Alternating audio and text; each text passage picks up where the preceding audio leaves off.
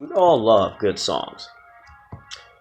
From love ballads to power ballads and rage-filled songs to dark world-building epics, we are drawn into good rhythm and lyrics. We usually assume that artists are pouring their creative ideas and some of their own experiences into the music. But there are times that reality is so harsh that it needs to be put into music, either for catharsis or to expose hate. Musicians have been secretly taking inspiration from crimes for a long time. Here's a list of popular songs that you won't believe are based on a horrible crime. I don't know if you know any of these songs. Suffer Little Children by Smiths. Don't know who that is. This soft tune can fool anyone. This soft tune can fool anyone. Yet it is about the gruesome events that ravaged Manchester between 1963 and 1965. During that time, Ian Brady and Myra Hindley abducted and killed 5 children. Morrissey, the frontman of the Smiths, was from the area where the abductions happened and was the same age as some of the victims. This led Morrissey to write Suffer Little Children as a closing track for the group's eponymous debut album. The title of the track was inspired by a phrase and a verse in the Gospel of Matthew: "Suffer the little children, and forbid them not to come to me, for the kingdom of heaven is such." Number 9, Let Him Dangle, Elvis Costello. A highly contested death sentence by hanging is the topic of this song. Elvis Costello brings the topic of capital punishment into the musical spotlight in this late 1980s hit. Let Him Dangle is based on the conviction and hanging of Derek Bentley, a British teenager who was involved in the murder of police constable Sidney Miles. Bentley didn't shoot the police officer. His partner Christopher Craig did. "Let him have it, Chris," was the shout of Bentley to Gregg, a very ambiguous phrase that led to the conviction and death of Bentley. Number 7, August 7th, 1415, or 4:15, Bon Jovi. When you think of Bon Jovi, you would hardly think of a band that dwells into the obscure or dark themes like murder. They are no death metal band. With August 7th, 4:15, the band proved that they are not afraid to take on morbid themes. The title is a reference to the day on which Katherine, Kurzweil, daughter of the band's tour manager at the time, was killed.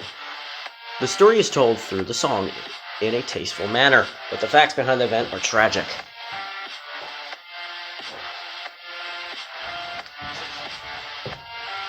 The murder is even part of the unsolved mystery television show because Katherine's killer was never found.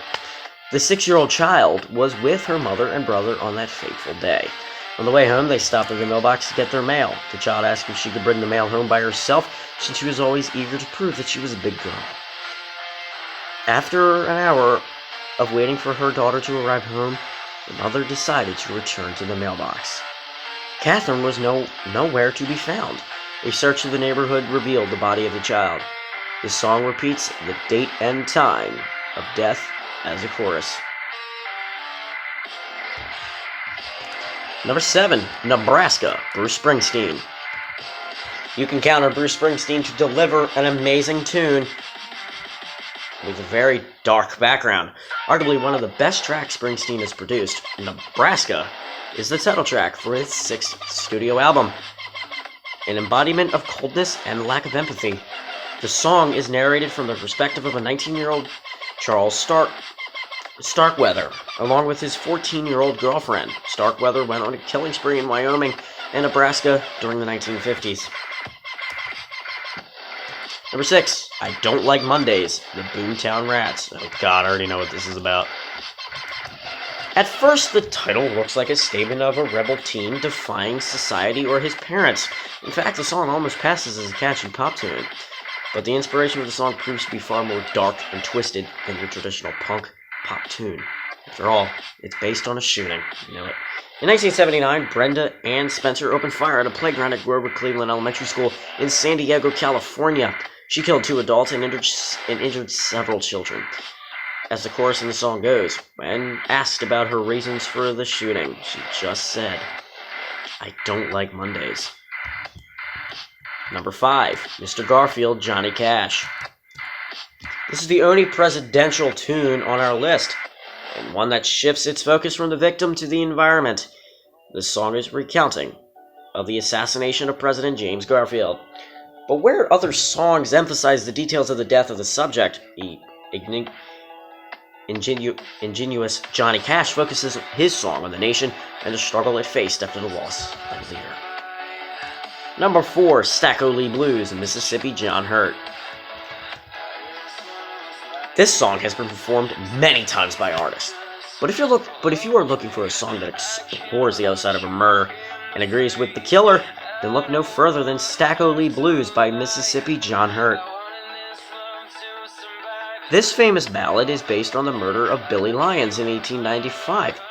It happened in St. Louis during Christmas at the hands of Lee Shelton. The light guitar delivered contrast with the racial commentary in this catchy tune. Number 3, Annie Christian by Prince. Delivering some of pop's more funky protest jams, Prince filled his 1981 album, Controversy, with heavy bass lines and synth riffs, questioning identity norms. But one song stands out as a sore thumb in terms of production. Annie Christian sounds nothing like the rest of the album. The rhymes are off, and the synths sound as if they are being played as an echo of something fun. But Prince's delivery of the lyrics disturbs the song purposefully. The song is hard to hear for anyone who is not a fan of cacophony-style lyrics. I don't know how the hell to say that word. The tune has many murder references, from the murder of John Lennon to the assassination attempt on Ronald Reagan. The song's crime references are enveloped in a scramble tune that critically reflects the human condition and human ideologies, such as religion, that were the face of America at the beginning of 1980. Number 2, Pioneer to the Falls by Interpol.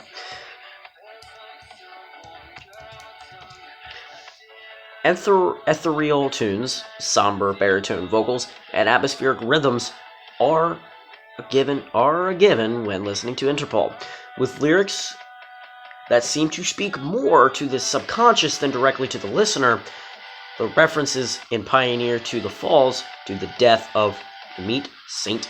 Gullion are equally hard to perceive. The song was written around the same time that St. Gullion's body was discovered. She had traveled in New York between 2 bars, the Pioneer and the Falls. Although this might be the most direct reference to the murder, the song alludes constantly to a grave in the shape of a dirt pile. The Vanishing of Girl refers to the tragic circumstances of St. Gullion's death. And coming in at number 1, have you seen Bruce Richard Reynolds, Alabama 3? This is a very curious song that was originally performed by Nigel Denver. It details the great train robbery by Bruce Richard Reynolds in 1963, which was the largest robbery ever at that time. Denver immortalized the rogue and his feat with this tune. Eventually, Reynolds served his time and the song was forgotten. A few decades later, however, Alabama 3 brought the song back with a twist. The band claimed that the son of Reynolds was one of the band's members. This led to a controversial appearance by Reynolds on the track, making it the only song on our list to feature the criminal himself.